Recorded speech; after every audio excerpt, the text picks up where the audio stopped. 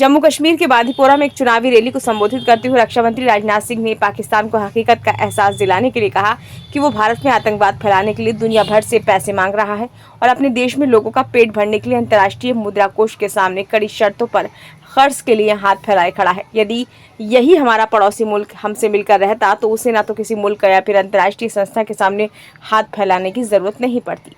रक्षा मंत्री राजनाथ अत्यंत सौम्य एवं स्पष्टवादी राजनेता हैं। वो जो कुछ भी बोलते हैं सही और सटीक होता है। अनुच्छेद 370 निरस्त होने के बाद भारत सरकार ने कश्मीर को तत्काल 90,000 करोड़ का पैकेज घोषित किया था। उसके बाद तो कई बार राज्य के विकास कार्यों के लिए वे केंद्र सरकार ने धनराशि दी। किंतु मजे की बात तो यह है कि जितना सरकार ने 2014-15 में जम्मू कश्मीर को पैकेज राशि दी थी, उससे लगभग आधी धनराशि के लिए पाकिस्तान IMF के सामने गुहार लगा रहा है। राजनाथ सिंह पाकिस्तान को नसीहत दे रहे हैं कि यदि पाकिस्तान सज्जन पड़ोसी जैसा व्यवहार करता तो भारत उसकी हर मुसीबत में खड़ा रहता। ये बात सही भी है कि जो बात राजनाथ सिंह ने रविवार को कही है, यही बात विदेशों में बैठे पाकिस्तान के बुद्धिजीवी, व्यवसायी और राजनेता भी कह रहे हैं।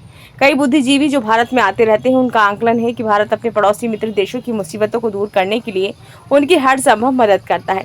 वे हमेशा श्रीलंका और नेपाल का उदाहरण देते हैं। इन दिनों बांग्लादेश में आंतरिक उथल पुथल चल रही है, किंतु वास्तविकता है कि उसकी आर्थिक मजबूती के लिए भारत ने ही ढांचागत विकास की नींव रखवाई है।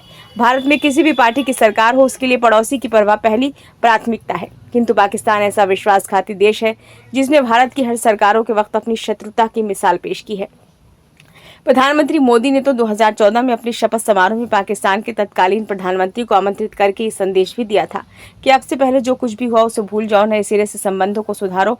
किंतु पाकिस्तान संबंध क्या सुधारेगा जब वे खुद ही सुधरने को तैयार नहीं। बहरहाल राजनाथ सिंह ने बिल्कुल वही कहा है जो वास्तविकता है। पाकिस्तान यदि वास्तविकता को स्वीकार कर ले तो दोनों पड़ोसी देशों की मुसीबतें खत्म हो सकती हैं।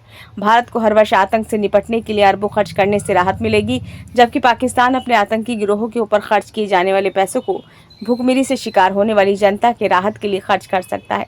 किंतु ये तभी संभव है जब पाकिस्तान कश्मीर पर अपनी गलतफहमी दूर करे और भारत की पीड़ा को महसूस करे। पाकिस्तान सरकार तो महसूस भी करती है कि उसकी सारी मुसीबतों की जड़ उसके सैन्य प्रतिष्ठान की है, जो भारत से दुश्मनी में ही अपनी भलाई देखता है। यही कारण है कि भारत मानता है कि जब तक विदेश नीति का संचालन और उस पर नियंत्रण पाक सेना का होगा, तब तक दोनों देशों के बीच अच्छे संबंध बनाना तो बहुत दूर की बात है, बल्कि सामान्य होने की संभावना बहुत कम दिख रही है। लेकिन कुल मिलाकर राजनाथ सिंह का तंज पड़ोसी के लिए खरा है, किंतु है बिल्कुल सच।